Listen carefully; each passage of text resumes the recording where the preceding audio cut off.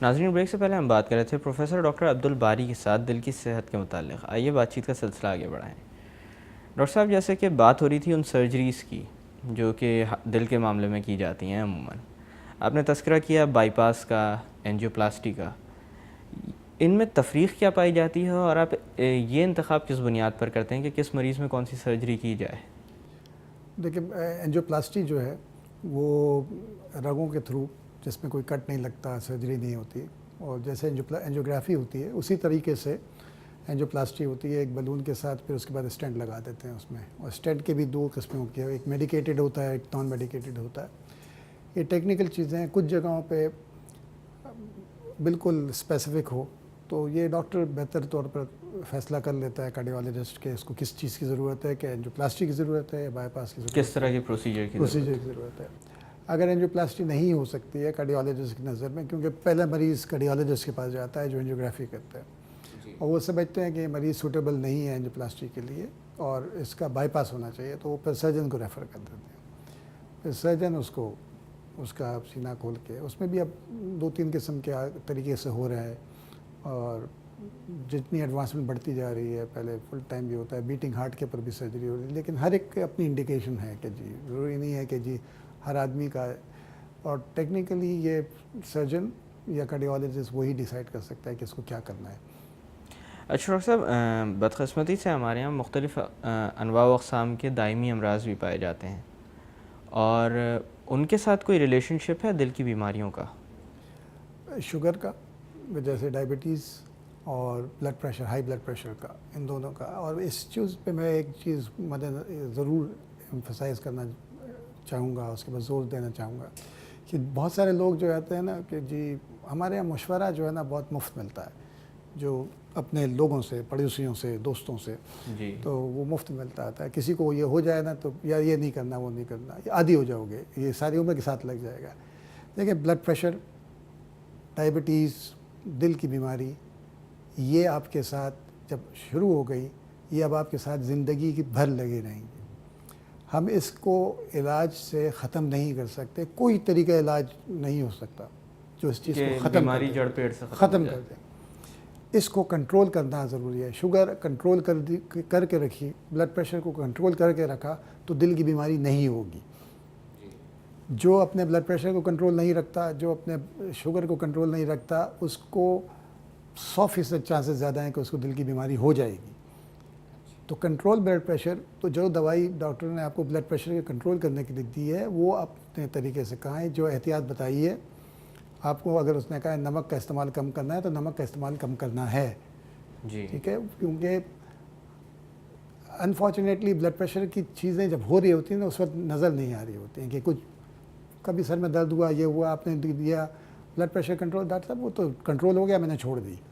Control اس نے رکھا ہوا ہے، جیسے ہی دوائی چھوڑیں گے دوبارہ بلڈ پریشر بڑھے گا، اور پھر اس کے بعد جو امپیکٹ آئے گا دیکھیں، اس کی وجہ سے فالج ہوگا، اس کی وجہ سے آپ کو دل کی بیماریاں ہوں گی، اس کی وجہ سے لوگوں کی ٹانگیں کٹتی ہیں، گردے خراب ہوتے ہیں، آپ کی آنکھیں ضائع ہو جاتی ہیں.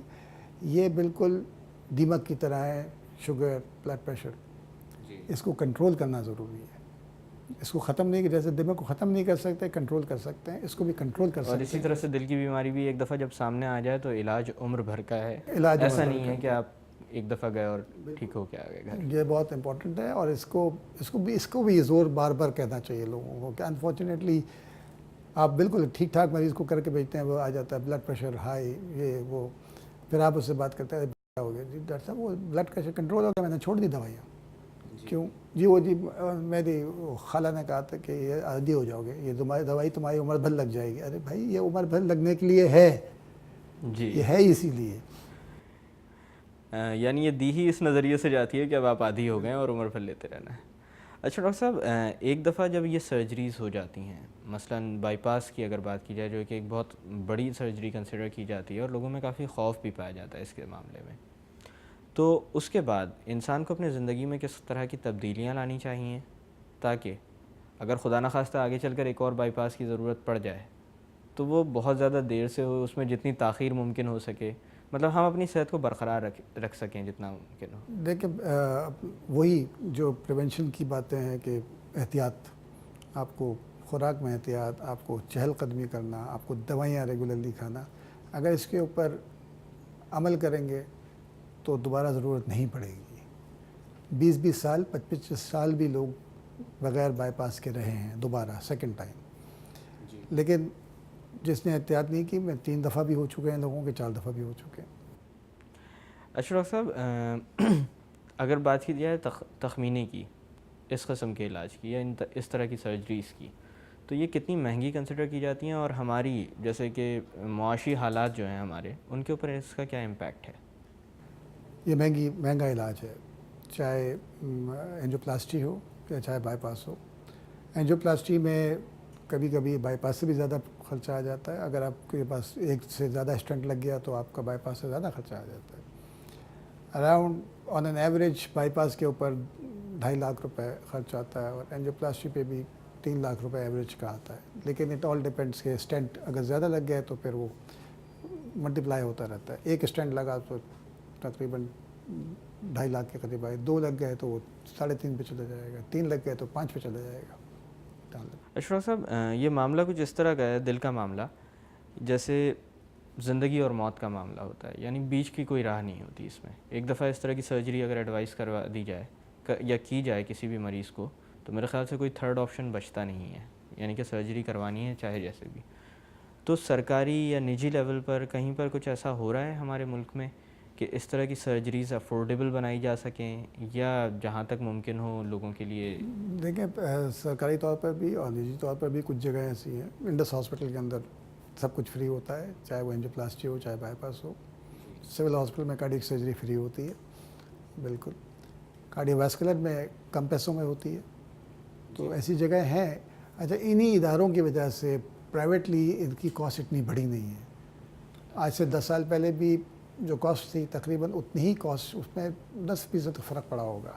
لیکن اگر اس کے مقابلے میں آپ مہنگائی کا دیکھیں تو مہنگائی اس سے 2 گنا 3 گنا بڑھی ہے.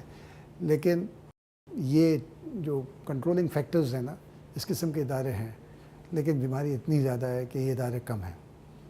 ابھی بھی اتنے ادارے چاہیے کہ جو کہ اس کے لیے ہماری اپنی ویٹنگ لسٹ اینجیوپلاسٹی کی بائی پاس کی 6-7 مہینے ہیں. 6-7 مہینے. اور جیسے ویٹنگ لسٹ کا آپ نے تذکرہ کیا، تو کیا اتنے وقت کی تاخیر ان مریضوں کے لیے خطرناک نہیں ہوتی؟ لیکن کچھ ایسے ہوتے ہیں جو کہ جس کے اوپر تاخیر جو ہے نا اس کو تو پرائرٹی دے دی جاتی ہے. لیکن اب مریض جو فرسٹ کم فرسٹ سرو پہ آتا ہے تو وہ تمام برابر ہوتے ہیں. اور آپ کی ایک کیپیسٹی ہے، آپ دن میں اتنا کر سکتے ہیں، اس سے زیادہ آپ کر نہیں سکتے. تو اس کے اندر آپ جتنا کر سکتے ہیں وہ کرتے ہیں. اور اس میں کوشش یہی ہوتی ہے کہ ان کو بتا دیا جاتا ہے کہ جی یہاں پر اتنا ٹائم لگے گا، کوئی ایسی تکلیف ہو تو بتا دیں بیچ میں. کبھی کبھی ایسا ہوا ہے کہ ہم نے پہلے بھی کر دیا. لیکن یہ ہے کہ یہ ویٹنگ لسٹ بڑھے گی، کم نہیں ہوگی اگر ادارے نہ بنیں. آپ کی جو صورتحال ہے، یعنی ادارے موجود ہیں لیکن ضرورت اور اداروں کی ہے، بہت زیادہ ضرورت ہے. ابھی بھی جو ہے نا، میں ابھی کچھ دن پہلے ہی ایک ڈاکیومنٹ دیکھ رہا تھا، ویژن 2020 سٹی گورنمنٹ نے بنایا ہوا تھا.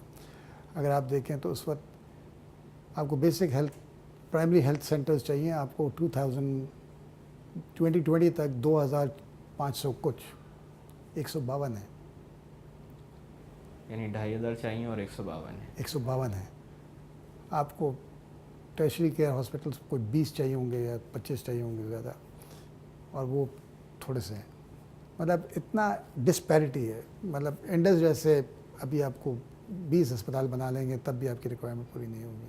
یعنی ہماری ضرورت ہمارے پاس جتنا کچھ موجود ہے اس سے کافی زیادہ ہے، بہت زیادہ ہے. اور ابھی جیسے آپ کو چاہیے ہوں گے کوئی 25,000 ڈاکٹر 2020 تک، اور آج جو اسپیکولیشن ہے کہ 2.5 کروڑ آبادی ہو جائے گی 2020 تک کراچی کی، اور آپ کو 25,000 ڈاکٹر چاہیے. اس وقت 4,000 انہوں نے وہ جو کیا، جو کہ اوور اسٹیمیٹ ہے میرے خیال میں، کیونکہ انہوں نے پرائیویٹ سیکٹر اور پبلک سیکٹر دونوں کے الگ الگ لیے ہیں. ایسے بھی ہوتے ہیں جو پرائیویٹ میں بھی کام کرتے ہیں، پبلک میں بھی کام کرتے ہیں. تو میرا خیال میں 3,500 سے ڈاکٹر زیادہ نہیں ہیں یہاں پر. اشرف صاحب، ایک چیز کا آپ نے تذکرہ کیا تھا پریونشن کے حوالے سے، میں پوچھ رہا ہوں آپ سے کہ سٹریس کا بہت گہرا رول اب ثابت ہوتا جا رہا ہے دل کی بیماریوں کے ساتھ. سٹریس لیولز میرے خیال سے ہماری اجتماعی طور پر ہم سبھی کے بڑھتے جا رہے ہیں دن بدن. اور اس کو کنٹرول کرنا کافی مشکل ہوتا جا رہا ہے. تو کس قسم کے اقدامات کیے جائیں انفرادی طور پر یا انڈیویجولی ایک انسان ایسا کیا کر سکتا ہے کہ اپنے آپ کو اس چیز سے بچا کر؟ دیکھیں اسٹریس مینجمنٹ اپنے اندر سے شروع ہوتی ہے. دیکھیں ایک چیز ہے انفارچونیٹلی آپ کا اسٹریس جب آپ صبح اٹھتے ہیں تب سے شروع ہو جاتا ہے. رات کو ہی مطلب آپ سوئے نہیں ہیں کہ بجلی چلی گئی تو آپ سوچ رہے ہیں کہ کیا رات آپ نے نیند نہیں کیا یا نیند کر بھی لیے, آپ واش روم میں جاتے ہیں پانی نہیں آ رہا. زیادہ تر جگہوں پہ آپ گاڑی میں جا رہے ہیں, پیچھے سے کوئی بیوقوف آدمی خواہ مخواہ ہارن بجا رہا ہے فور نو ریزن. جی لال لائٹ جل رہی ہے اور لگا ہوا ہے کہ آپ ہٹے بھائی, سگنل توڑیں. آپ یہ کہہ رہا ہوتا ہے سگنل توڑیں, اور جب آپ کے پاس سے گزرتا ہے تو وہ آپ کو ایسی نگاہوں سے دیکھتا ہے کہ جیسے کہ آپ نے بہت بڑا گناہ کیا تھا کہ آپ رک گئے تھے. تو انفارچونیٹلی اب یہ ریالٹی ہے, one has to live with it.